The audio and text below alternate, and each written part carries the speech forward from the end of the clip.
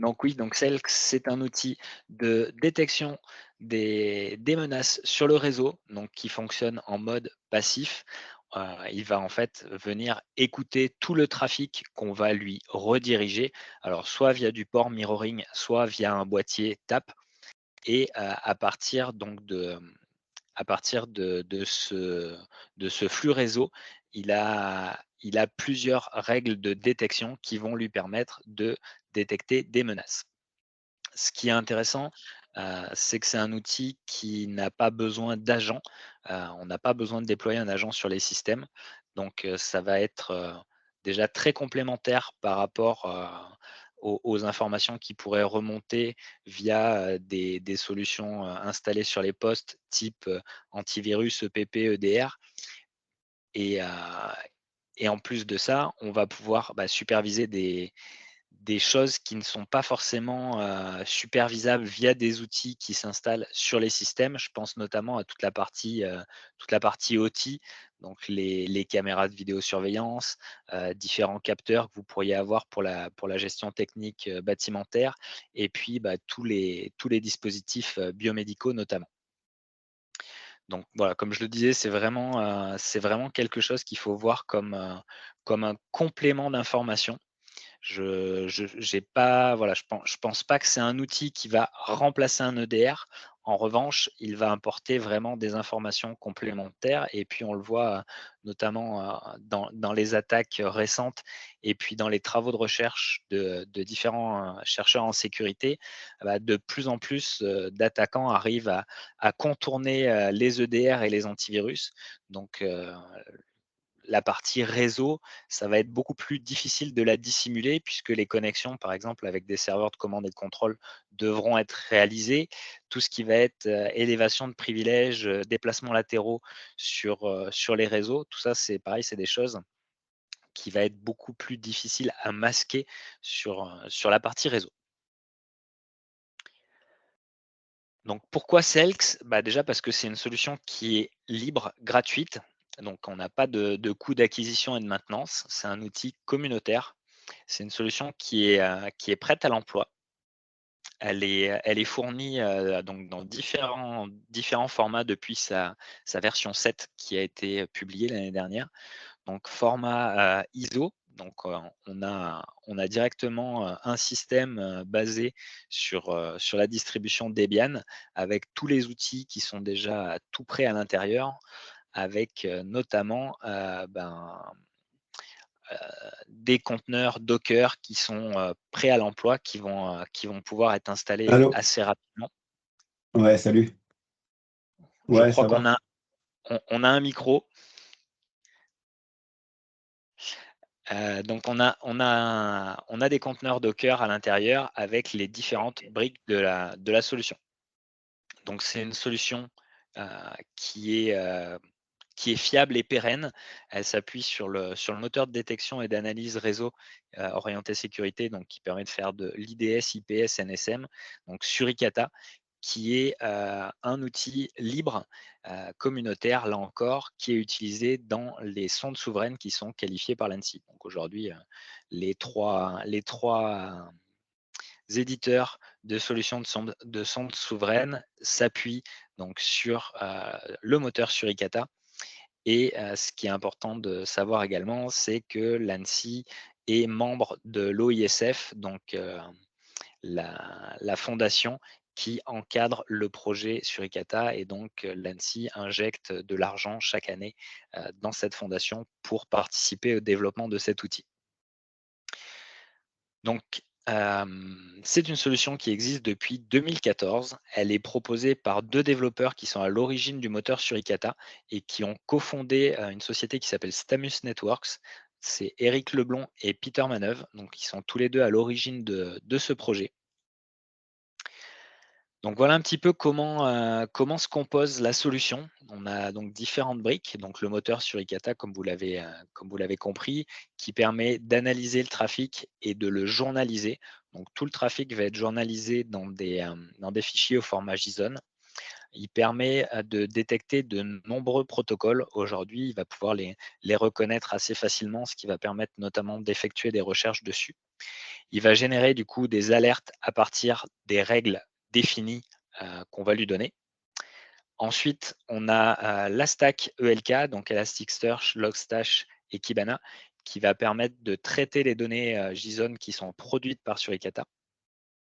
Et ensuite, on a l'interface web Sirius qui permet d'administrer et mettre à jour les règles et également de gérer tout ce qui va être exception. On va le détailler un peu plus tout à l'heure. Et puis qui va permettre dans une seconde partie de superviser les événements et réaliser des investigations. Autre brique qui est très intéressante, qui est apparue, pas dans les premières versions, mais dans la 3e ou 4e version, qui est, l'interface web Ifbox, qui permet de faire un suivi en temps réel des événements et puis de pousser un petit peu plus loin dans les investigations.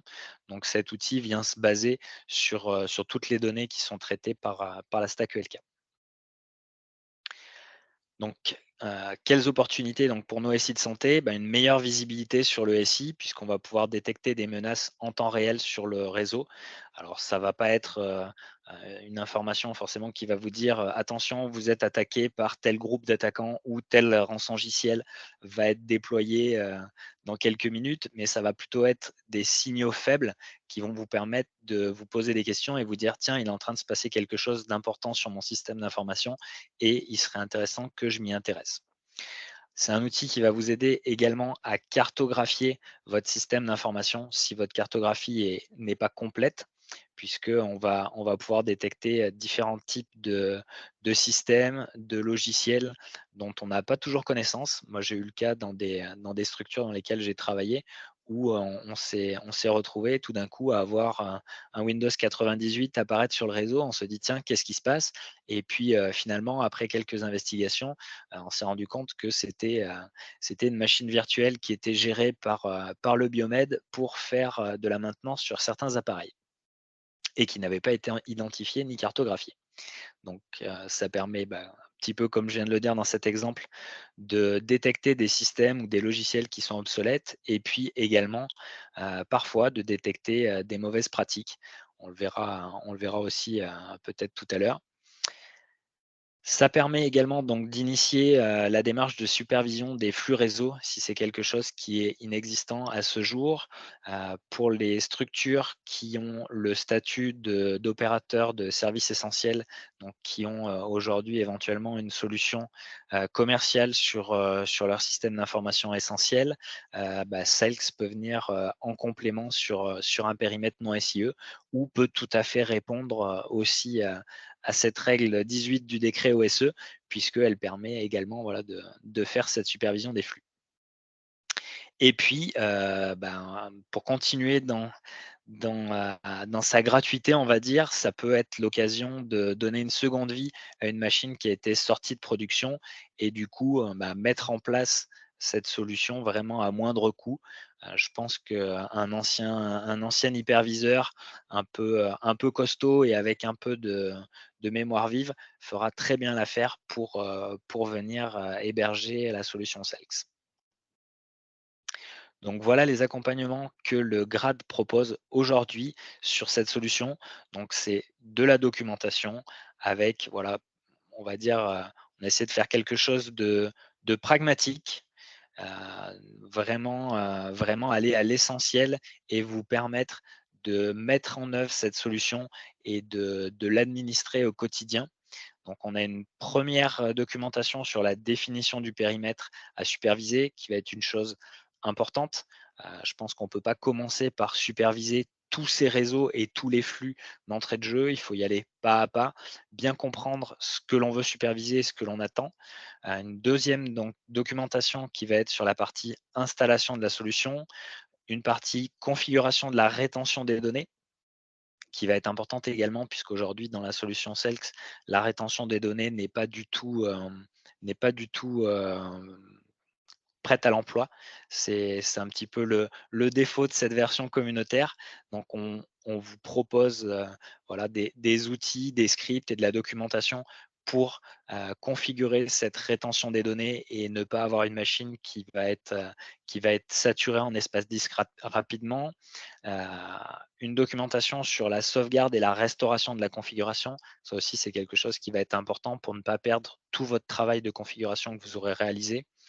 Et puis, ensuite, bah, là, on va se retrouver vraiment sur la partie administration de la solution avec la gestion des règles de détection, comment ajouter de nouvelles règles, comment créer des exceptions on va avoir, des règles qui vont être, potentiellement non intéressantes dans votre contexte, des règles qui vont être intéressantes, mais uniquement sur une partie de votre réseau. Vous pouvez dire: «Cette règle, elle m'intéresse, mais pour ce serveur-là ou pour cette machine-là, dans mon contexte, elle n'est pas pertinente puisque je sais que ce flux est normal. Heu, du coup, je ne veux pas recevoir d'alerte pour cette machine-là». Et puis enfin, dernière documentation, donc sur le suivi des alertes et sur, comment réaliser ces investigations. Donc ça, ce sont, les documentations que l'on propose aujourd'hui. Nous avons d'autres documentations qui vont arriver par la suite avec, notamment l'intégration de plusieurs sondes, réseau qui viendront alimenter la solution Selx. Donc avec la possibilité d'ajouter une sonde Suricata sur un site externe, par exemple, et de faire remonter les informations et de les centraliser dans la solution Selx. Ça, c'est une demande qui nous a été faite par plusieurs structures. Donc, on va vous apporter une documentation là-dessus également. Donc, ce que je vous propose pour voir un petit peu le fonctionnement de la solution, c'est de repartir d'un scénario, d'attaque, le scénario d'attaque du groupe Logbit à l'encontre du CH sud-francilien, puisqu'on a eu pas mal d'informations qui sont sorties dans la presse. Donc l'accès, initial a été fait via un VPN éditeur qui a été compromis, qui a permis du coup aux attaquants d'accéder à un serveur, métier interne hébergé donc sur le système d'information du CH sud-francilien, et c'est à partir de là que nous, on va pouvoir, bah, détecter des choses, anormales sur le réseau. Donc, première chose, c'est l'utilisation de la solution de prise de main à distance AnyDesk, qui a été utilisée par les attaquants pour maintenir leur accès sur le système d'information et qui a été lancé sur un serveur. Ensuite, la compromission de l'annuaire Active Directory pour permettre de compromettre rapidement. Donc là c'était l'ensemble des serveurs Windows et puis on le verra par la suite, les hyperviseurs. Ce qui a été fait ensuite par, les attaquants, c'est qu'ils ont exfiltré les données de l'établissement via, le service de partage de fichiers en ligne Mega. Donc ce sont des actions qui ont été très certainement menées depuis un serveur Windows également. Et puis dernière étape, c'est la compromission du compte route des serveurs ESXi. On ne sait pas comment, mais en tout cas, les attaquants ont réussi à trouver le mot de passe, route des serveurs ESXi et se sont connectés en SSH à ces serveurs pour derrière chiffrer directement les machines virtuelles. Pour rappel, le protocole SSH est désactivé par défaut sur les serveurs ESXi, ce qui est plutôt une bonne pratique. On peut se dire également que l'accès SSH au serveur ESXi devrait être limité et restreint à des machines d'administration lorsqu'il est utilisé. Ce n'était apparemment pas le cas pour le CH sud-francilien. Tout ça, ça peut être des choses qui sont intéressantes de détecter. Donc voilà un petit schéma de comment a pu se passer l'attaque sur le réseau. Donc on a notre attaquant en haut à droite qui a commencé par se connecter donc à l'accès VPN de l'éditeur, qui s'est connecté au serveur. Ensuite, qui a, maintenu son accès via, l'outil AnyDesk. Ensuite, qui s'est connecté, on peut supposer, via des protocoles SMB ou RDP au contrôleur de domaine pour les compromettre. Il s'est ensuite, connecté à des serveurs, sur lesquels on avait des données, des partages de fichiers, très certainement vu ce qui est sorti. et ensuite les données ont été exfiltrées vers le site de partage de fichiers Mega. Pour finir avec la compromission des serveurs ESXi et une connexion SSH.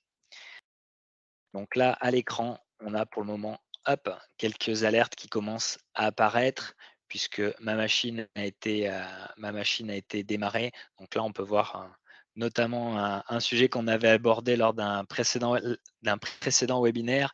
Le protocole LMNR est actif donc sur la machine et commence par émettre des requêtes sur le réseau. Donc ça, ce sont des choses, des défauts de configuration qui peuvent également être mis en avant avec cette solution de détection des menaces sur le réseau. Hop, donc on va prendre cette machine. Donc on disait, première chose qui a été réalisée par les attaquants, c'est l'utilisation de la solution AnyDesk. Donc ça, c'est quelque chose qui va pouvoir être détecté lorsqu'une connexion au serveur AnyDesk va être réalisée. Donc là, la connexion de mon client AnyDesk normalement est établi et là, on devrait avoir rapidement des choses qui arrivent sur la solution Sales. Donc là, en temps réel, je peux voir ici que j'ai différentes alertes qui m'indiquent que j'ai un agent AnyDesk qui a été lancé sur la machine. Donc pour vous dire comment la détection est faite, elle est faite assez simplement, Elle est faite à partir des informations qui sont dans le certificat utilisé, donc le certificat TLS utilisé pour la connexion AnyDesk entre le client et le serveur, où là on retrouve un certificat auto-signé, donc qui est fourni par l'éditeur. Et donc ça, ce sont des informations qui permettent de savoir très rapidement qu'on a une connexion d'un agent AnyDesk sur le réseau. Donc deuxième étape de l'attaque, hop, c'est la compromission de l'annuaire Active Directory, où là, on va hop, récupérer, juste que je trouve la bonne fenêtre, c'est celle-ci. Donc ici, je vais utiliser donc un outil, un des scripts euh, du package fourni par InPacket. Et là, je vais réaliser donc un dump de l'ensemble des condensats et des mots de passe de tous les utilisateurs de la base Active Directory. Donc, ce qui a été potentiellement réalisé par les attaquants.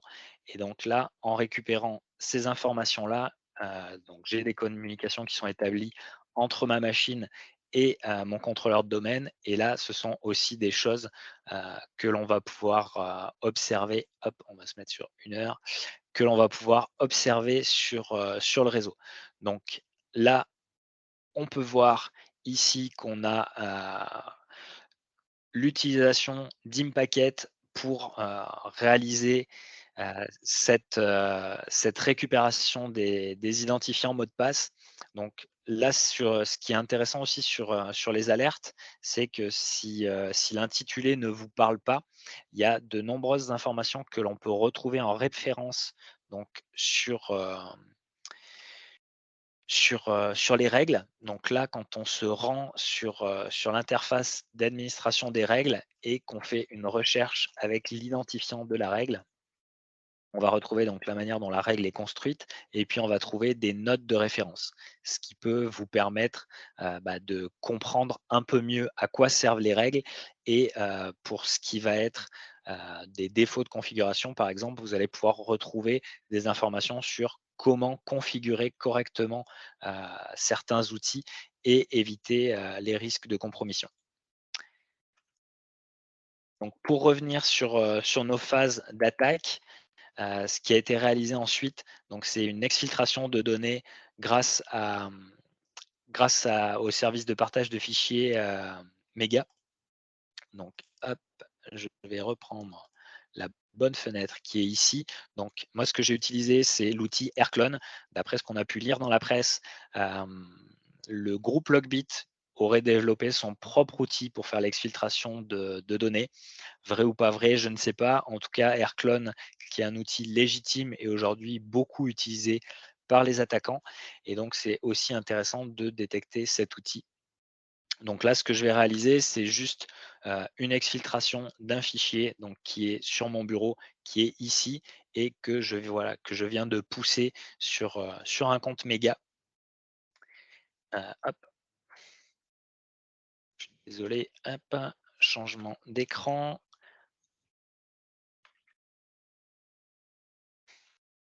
voilà. Donc là, au niveau des alertes sur ma solution Selx, bah, je vais pouvoir voir plusieurs choses intéressantes. Déjà que j'ai des connexions qui sont établies donc vers le site de partage de fichiers.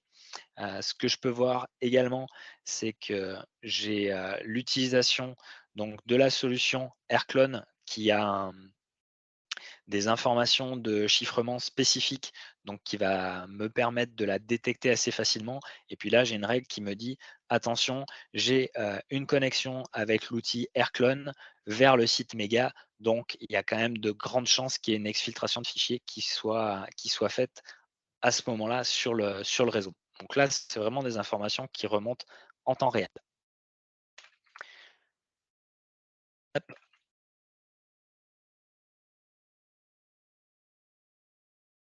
voilà. Donc, étape suivante, donc ça va être une reconnaissance du réseau. Heu, on peut très certainement imaginer que la reconnaissance a été faite de manière assez large sur l'ensemble du SI.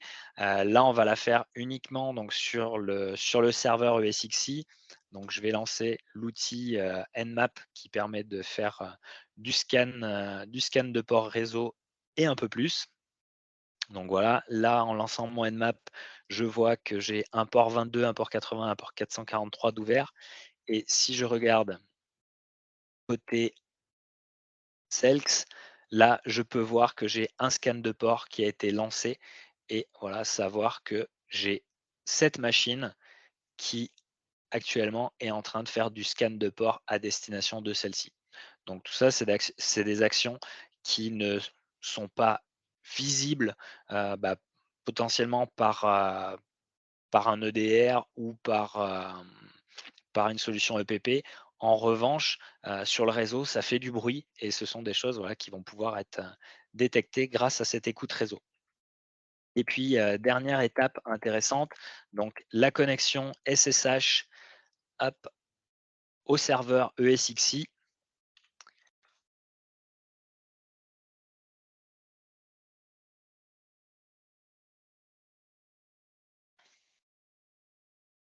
Tac. Donc là, j'ai établi une connexion SSH sur mon serveur ESXi. Et là, c'est encore quelque chose que je vais pouvoir détecter. Comme vous le voyez ici, j'ai une nouvelle alerte qui apparaît et qui me dit j'ai une connexion SSH qui est faite depuis cette machine vers ce serveur ESXi. Donc, on a la chance sur les serveurs ESXi d'avoir pareil des informations cryptographiques qui sont très très spécifiques. Et donc du coup, lors de l'établissement d'une connexion à un serveur ESXi, on va pouvoir savoir très rapidement ce qui est en train de se passer. Je vous propose de vous montrer deux, trois petites choses supplémentaires sur la détection voilà, qui peuvent être intéressantes. Hop, je vais lancer. On peut lancer, par exemple, comme je vous disais tout à l'heure, une machine. Une machine avec un système obsolète, là, c'est pareil, c'est quelque chose qui devrait apparaître, sur le réseau assez rapidement. Hop, donc là, je vais lancer, par exemple, une machine avec un avec un Windows XP. Voilà. Bon, pour accélérer un petit peu les choses, je lance un navigateur web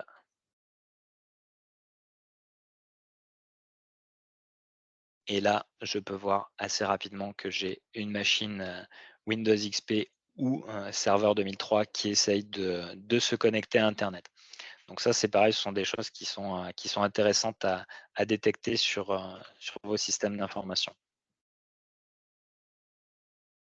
Hop,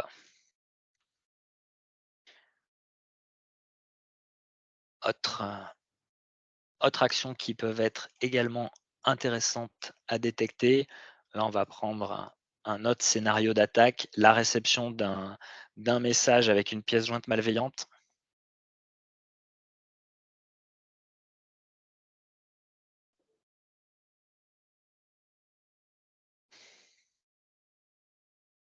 Là, j'ouvre ma messagerie,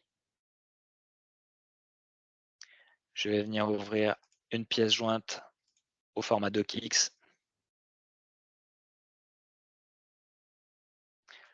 Hop, on va partager l'écran.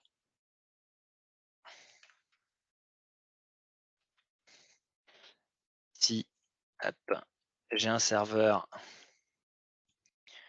Normalement, j'ai pas de session d'active, donc j'ai un serveur Metasploit sur la partie droite de l'écran. À gauche, donc ma machine victime avec mon fichier malveillant. À partir du moment où je vais activer la modification du fichier, donc l'ouvrir directement dans Word. Heu, j'ai une exploitation de vulnérabilité qui va être réalisée et derrière qui va me permettre de lancer donc un payload Metasploit pour remonter une session et prendre le contrôle de cette machine via mon serveur Metasploit qui est à droite,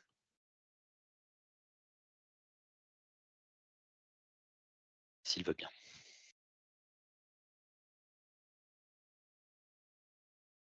Hop, voilà. Donc là, j'ai obtenu ma session. Hop, mon attaquant va potentiellement pouvoir uploader un outil malveillant, donc là, un outil de chiffrement, obtenir un shell sur la machine et puis hop, exécuter son outil de chiffrement.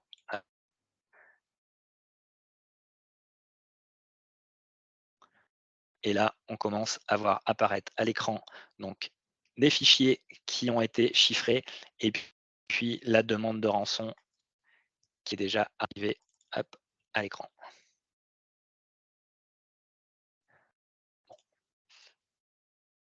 Donc là, c'est pareil, ce sont des choses que l'on va pouvoir voir passer, donc sur le réseau. Donc là, si je rafraîchis, on a quand même pas mal d'alertes qui remontent. On voit ici, l'exploitation donc d'une vulnérabilité, sur le système Windows. On voit ici, une connexion HTTP donc vers internet qui est faite depuis PowerShell et puis là, on voit également des flux, malveillants, enfin des flux en tout cas de contrôle via un agent, Metasploit et enfin à destination d'un serveur Metasploit. Donc là, ça fait un petit peu de bruit sur le réseau et là encore, on peut assez rapidement, détecter qu'il est en train de se passer des choses. On va certainement pas aller aussi vite, hein.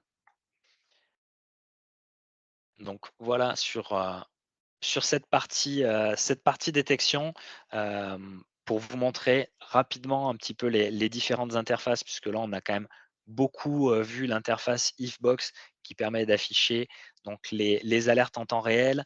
On a vu très rapidement la partie, administration des règles où là, on va retrouver les différentes, sources que l'on va pouvoir, hem, que l'on va pouvoir utiliser. Donc les sources de règles qui, elles, sont mises à jour toutes les nuits à 4 heures du matin. Et après, sur chaque règle, on va pouvoir donc du coup appliquer des exceptions. Si je prends par exemple, on va dire cette règle-là, hop, heu, je vais pouvoir la désactiver si elle n'a pas de pertinence dans mon contexte. Alors pour le coup, celle-ci, je pense qu'elle est plutôt pertinente, puisque l'utilisation d'un compte administrateur, sur votre, système d'information, là, on est plutôt dans la détection d'une mauvaise pratique, donc celle-ci va être intéressante. Si éventuellement vous vouliez, désactiver cette règle uniquement pour une machine, vous pouvez très bien dire aussi bien en source ou en destination. Pour cette machine-là, je ne souhaite pas avoir d'alerte lorsque cette règle est déclenchée et je viens juste cliquer ici et dire hop, je l'applique et je ne veux plus avoir d'alerte sur cette règle-là uniquement pour cette machine ou éventuellement une plage réseau ici. Donc voilà un petit peu sur cette partie administration des règles. Pour faire simple, cette partie, elle a une base de données Django et cette base de données, du coup, permet de générer tous les fichiers de configuration qui sont ensuite poussés au moteur Suricata. Voilà, donc l'idée de cette interface, c'est vraiment vous simplifier la vie et ne pas avoir à aller gérer manuellement et en ligne de commande tous les fichiers de configuration de Suricata. Donc la partie Ifbox, on l'a un petit peu découverte tout à l'heure. On peut également faire d'autres investigations. On va par exemple reprendre voilà, cette règle-là. Si je veux pousser mes investigations un petit peu plus loin, je dis tiens, j'ai une connexion suspecte pour cette machine-là. Alors celle-ci, règle va peut-être pas être la plus pertinente. On va plutôt hop, reprendre celle-ci en source. Donc là, je vais venir cliquer ici sur l'adresse IP source et je vais du coup appliquer un filtre sur cette adresse IP source et je vais connaître toutes les, enfin, je vais pouvoir afficher tous les flux qui proviennent donc de cette adresse IP. Donc là, j'ai tous les protocoles, mais j'ai la possibilité de filtrer par type de protocole. Comme je vous disais tout à l'heure, Suricata reconnaît énormément de protocoles différents et je vais pouvoir aussi filtrer sur les alertes qui ont été émises par cette machine, ce qui va me simplifier grandement la tâche sur la partie investigation. Donc là, en général, si on voit tout ça comme alerte sur une machine et qu'on regarde un petit peu ce qui s'est passé, on va se dire qu'il est en train de se passer quelque chose d'assez grave sur cette machine-là. Et puis, autre interface qui peut être intéressante et complémentaire, c'est la partie hunting qui est proposée donc dans la solution Sirius également. Donc là, pareil, où on va retrouver les différentes alertes et puis on va pouvoir potentiellement aller faire, enfin afficher des informations sur différents types d'alertes. Par exemple, si j'applique un filtre sur celle-ci, pareil, je vais pouvoir voir les sources, les destinations, les ports utilisés, les types de protocoles, etc. Voilà. Je suis passé un petit peu rapidement sur cette dernière partie. Voilà, j'espère que ça a été clair pour vous. Je vais vous laisser maintenant poser vos questions.